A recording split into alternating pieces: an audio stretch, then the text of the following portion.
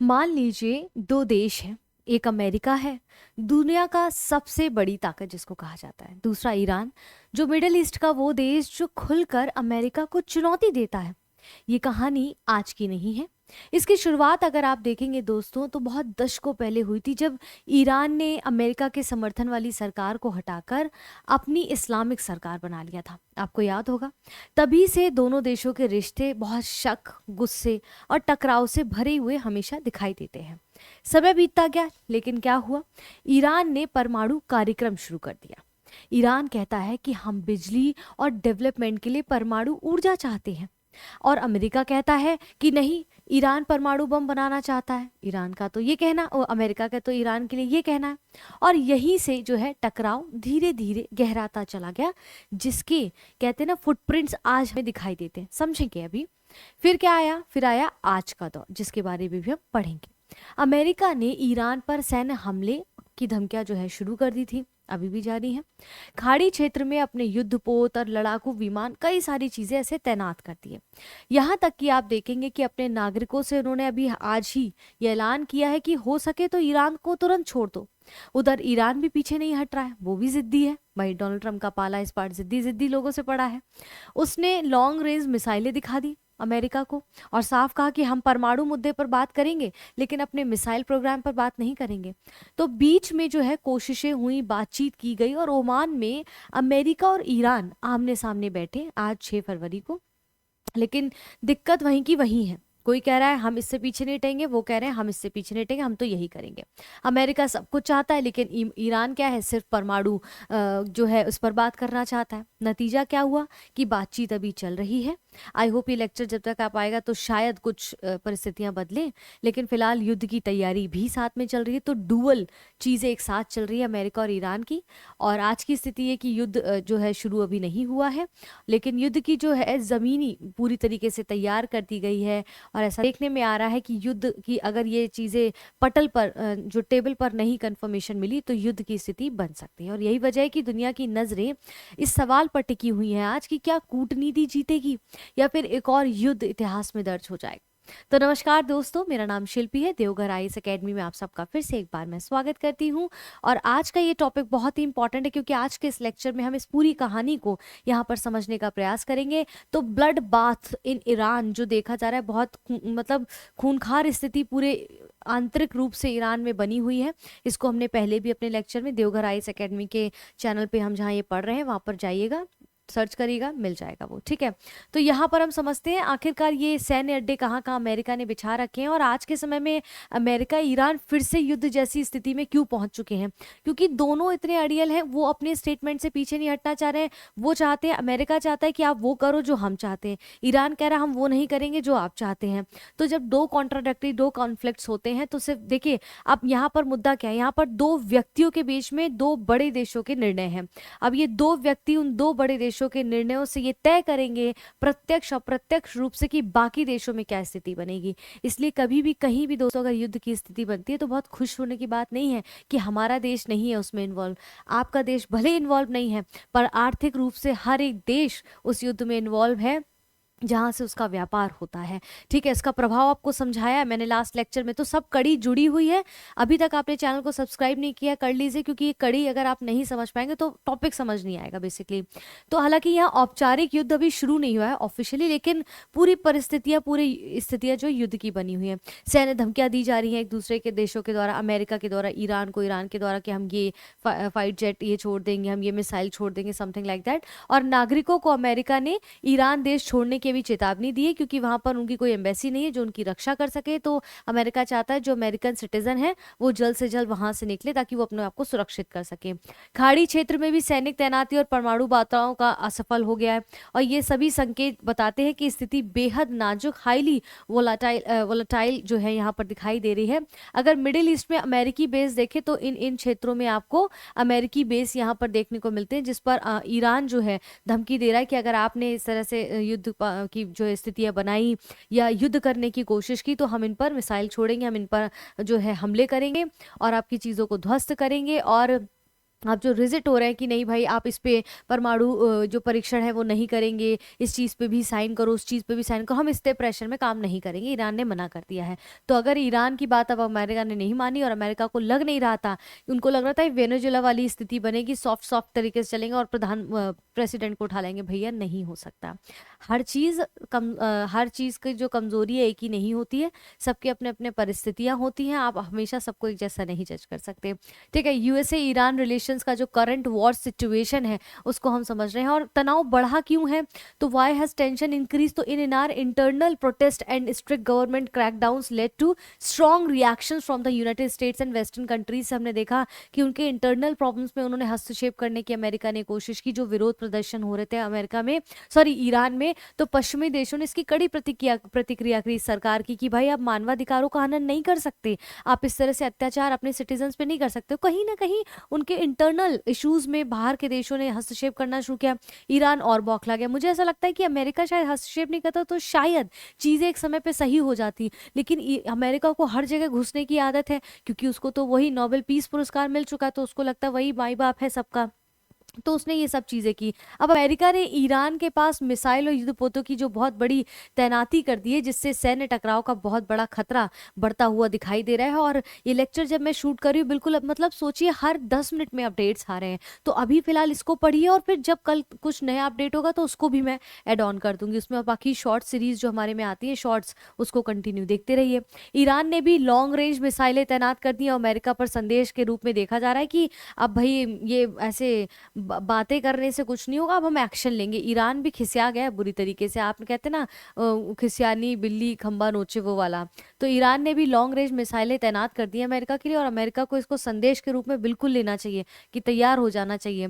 परमाणु वार्ता ये क्या है, न्यूक्लियर टॉक्स को लेकर देखिए ये अब वॉर तक स्थिति क्यों आ गई है, बहुत बड़ा कारण ये भी है कि दोनों देशों में, जहाँ देखेंगे ओमान और तुर्की में, परमाणु वार्ता के लिए तैयार रहे, ऐसा कहा गया है ताकि युद्ध ना हो और कूटनीति से समाधान निकल जाए। ऐसा दोनों देशों के बीच में बातचीत हुई है, लेकिन बातचीत कुछ शर्त और स्थान को लेकर सुस्त और रद्द हो गई है, अपनी अपनी कंडीशन है, जिससे बातचीत पर जो है बहुत ज़्यादा डाउट्स बढ़े हुए हैं दोनों देशों में।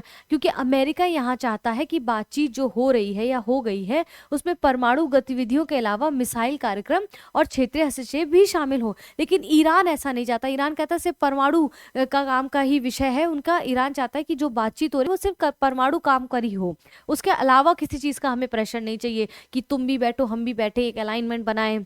अब यहाँ डोनाल्ड ट्रम्प चाहते हैं कि जो वो कहते हैं वो सब माने, तो ऐसा नहीं हो सकता in terms of all countries, ठीक है, in terms of all states. अब यहाँ पर डोनाल्ड ट्रम्प चाहते हैं कि उनकी जो बात कही गई उसको माना जाए, हर चीज़ का वो प्रेशर बनाते हैं। उन्होंने देखिए ना पैक्स सिलिका हो या फिर उनका किसी भी देश के साथ एक अलाइनमेंट हो, ऑर्गेनाइजेशन हो, अब उन्होंने पैक्स सिलिका में क्या किया है, खुद को माई बाप बनाने की कोशिश की है, वो वही तो कर रहे हैं, वो यूएन को रिप्लेस करने की कोशिश कर रहे हैं। इतना हैवी अमाउंट जो व्यक्ति लेगा, 9,000 करोड़ रुपए जो लेगा, वो अपनी ही, तो आप सोचिए 9,000 करोड़ लेने के बाद भी आपका निर्णय नहीं चलेगा, डोनाल्ड ट्रम्प का निर्णय चलेगा। आप ये सब कनेक्ट कर पा रहे हैं ना, क्योंकि मैं इसको रिपीट नहीं करूंगी अभी यहाँ की, टॉपिक अलग है, कनेक्ट करके कोशिश करिए, वही समझ पाएगा जो निरंतर इन लेक्चर्स को देखता है, ठीक है। तो इसी तरह से आपको अपनी नॉलेज को और वास्ट करना है और चीजों को कनेक्ट करना है। तो दोनों देश ओमान और तुर्की में परमाणु वार्ता के लिए तैयार हो गए हैं और युद्ध ना हो इसीलिए कूटनीति समाधान निकालने का, मध्यम मार्ग से निकालने की बात कर रहे हैं। लेकिन अब ये मुद्दे दोनों आ जाते हैं तो यहाँ पर देखिए ये अलग दिशा में भाग रहा है, ये अलग दिशा में भाग रहे हैं, देखते हैं क्या होता है अभी। और न्यूक्लियर एक्टिविस्ट और मिसाइल प्रोग्राम और रीजनल जो इंटरवेंशंस हैं, United state wants discussion including these, ठीक है। लेकिन ईरान कुछ और ही चाहता है कि limited only its nuclear programmes होना चाहिए, इस बारे में डिस्कशन करो, बाकी चीज़ों पे हम अपनी जवाबदेही नहीं देंगे। सैन्य टकराव घटनाओं की अगर रिसेंट में बात करें तो अमेरिका ने F-35 विमान ने क्या किया है, ईरानी ड्रोन को अरब सागर में मार गिराया। ये भले ही कह रहे हैं युद्ध नहीं शुरू हुआ है, ये कहते हैं ना युद्ध का वार्म अप होना शुरू हो चुका है, ठीक है। और जो एक बहुत बड़ी झड़प थी, अमेरिका ने बड़ा aircraft carrier USS Abraham Lincoln जो मिडिल ईस्ट में भेजा है, जिससे शक्ति प्रदर्शन हुआ है। मतलब एक तरफ आप यहाँ पर बैठ के टेबल पर दो लोग बात कर रहे हैं, लेकिन एक तरफ ऊपर आसमान में यहाँ पर गतिविधियां कंटिन्यू बनाना शुरू कर दी हैं। आप किसको बेवकूफ बना रहे हैं, आप जनता को बेवकूफ बना रहे हैं, कह रहे हैं अभी हम युद्ध की स्थिति नहीं हुई है। अगर आपने मतलब धमकी देना, अब जब डोनाल्ड ट्रम्प चाचा से यहाँ पर धमकी नहीं चली टैरिफ की, तो उन्होंने अब यहाँ पर इस प्रकार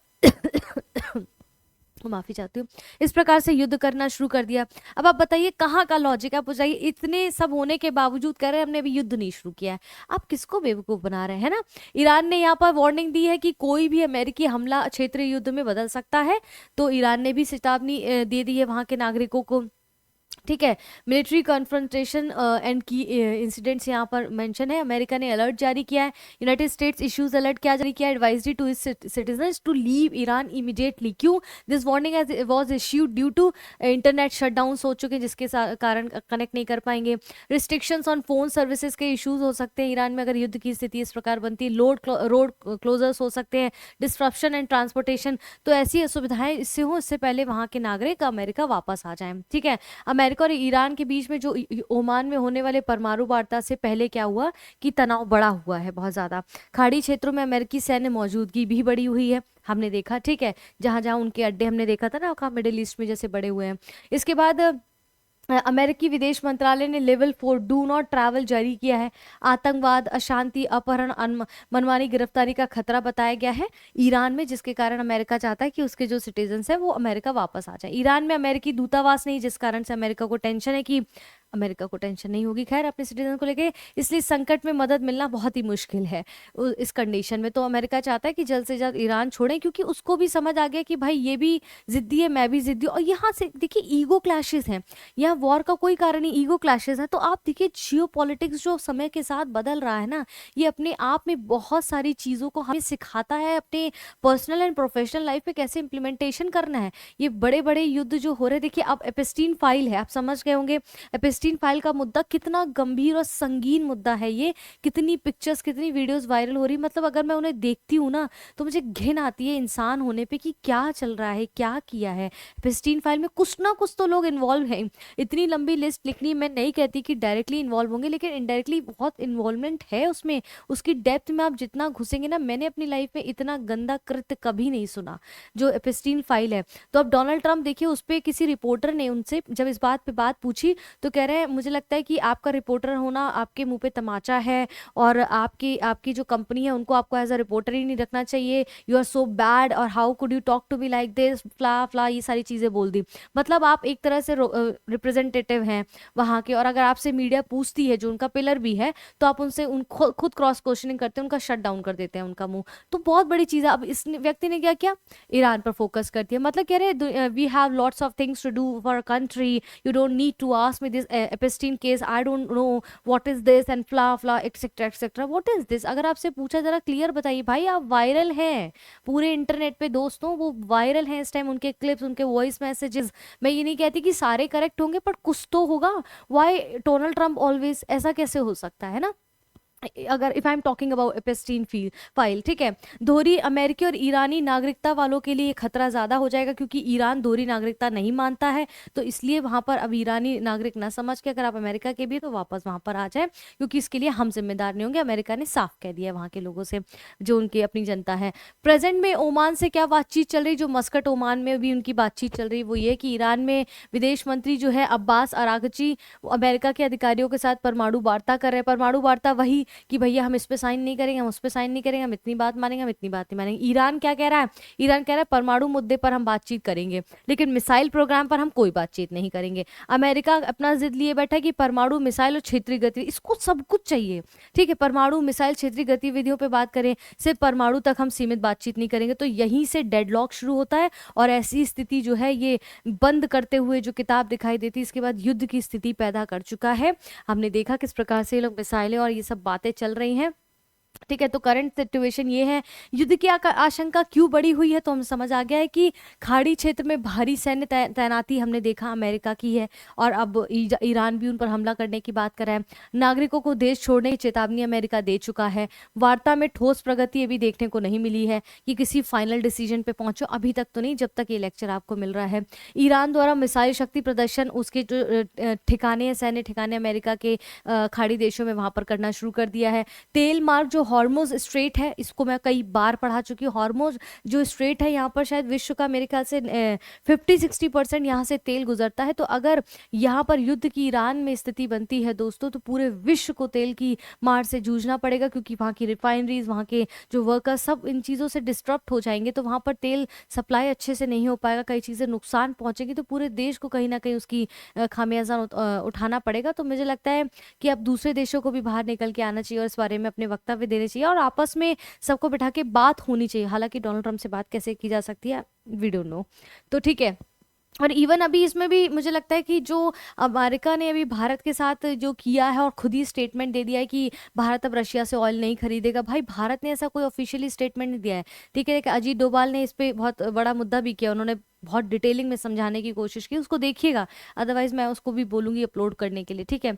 Y is the fear of war increase, तो मेजर इंडिकेटर्स यहाँ पर हमने देखे हैं। अगर युद्ध हुआ तो क्या प्रभाव होगा, जैसे मैंने कहा ग्लोबल इम्पैक्ट में अगर हम देखेंगे, एक सेकंड रुकिए, ग्लोबल इम्पैक्ट में अगर हम देखें तो कच्चे तेल की कीमतें बढ़ जाएंगी, वैश्विक सप्लाई चेन में बहुत ज़्यादा प्रभाव होगा, मिडिल ईस्ट बहुत ज़्यादा प्रभावित हो जाएगा, इनस्टेबल हो जाएगा। भारत पर इसका क्या असर पड़ेगा, तो भाई तेल खरीदने में महंगा हो जाएगा, महंगा जब खरीदने में महंगा होगा तो बिकने में भी महंगा होगा। जो प्रवासी भारतीय, उनकी सुरक्षा के लिए भी भारत को सोचना पड़ेगा, ठीक है। कूटनीतिक संतुलन को चुनौती मिल सकती है यहाँ पर। तो ये सारी प्रॉब्लम्स जो है पॉसिबल कॉन्सिक्वेंसेस हैं इफ वॉर ब्रेक्स आउट, अगर वॉर होता है तो क्या स्थितियां पैदा होंगी। ये सारी चीज़ों को हमने समझा, यहाँ पर समझने का प्रयास किया। तो आई होप आपको ये वीडियो समझ आया होगा, ये लेक्चर समझ आया होगा जो कि बाइलिंगुअल था। अभी तक आपने देवघर IAS अकेडमी के इस यूट्यूब चैनल को सब्सक्राइब नहीं किया तो प्लीज़ सब्सक्राइब कर लीजिए, हमारे साथ निरंतर बने रहे। फिलहाल के लिए मैं इस वीडियो को यहाँ पर समाप्त करती हूँ, कल मिलते हैं एक और नए वीडियो के साथ, नए टॉपिक के साथ। बने रहिएगा, जाना नहीं बीच में, वरना ये टॉपिक समझ नहीं आएगा, ठीक है। फिर धीरे धीरे हम और चीज़ें इसमें इनिशिएट शुरू करेंगे कि हम इसको समझेंगे कि मेंस का क्वेश्चन कैसे बन सकता है, क्योंकि बहुत बार हमारे मन में प्रश्न होता है कि भाई चलो हमने करंट अफेयर्स पढ़ लिया, अब अगर मान लीजिए मेंस का प्रश्न इससे संबंधित बनता है तो हम अटेम्प्ट कैसे करेंगे, ऐसा कुछ जानने की इच्छा है आपको, अगर है तो चैनल सब्सक्राइब कर लीजिएगा, इसको भी हम ऐड ऑन कर देंगे इस इनिशिएट को, ठीक है। तो फिलहाल के लिए आज के इस वीडियो को मैं यहाँ समाप्त करती हूँ। अपना ध्यान रखें, अपनों का ध्यान रखें, कल फिर मिलते हैं एक और नए जियोपॉलिटिक्स के टॉपिक के साथ। फिलहाल के लिए धन्यवाद।